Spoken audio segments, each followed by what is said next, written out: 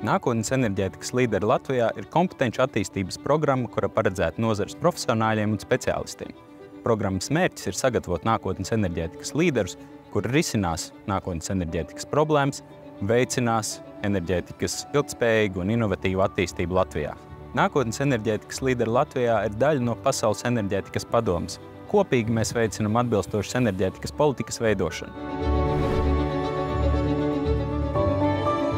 Iespēja būt nākotnes enerģētikas līderu programmā nozīmē ne tikai pierādīt sevi un gūt daudzveidīgu pieredzi, bet arī veidot Latvijas enerģētikas nozari par konkurētspējīgu vidi ar mūsdienīgiem risinājumiem.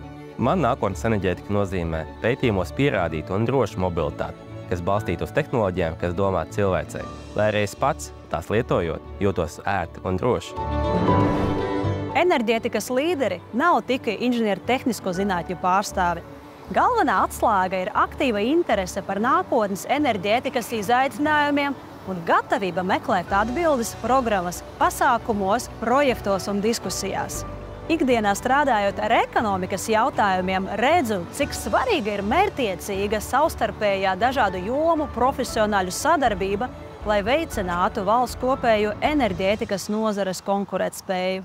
Ja vēlies apliecināt savu profesionālo pieredzi, iegūt vērtīgas zināšanas un risināt Latvijas enerģētikas izaicinājumus kopā, nāc pievienojies un kļūsti par nākotnes enerģētikas līderi.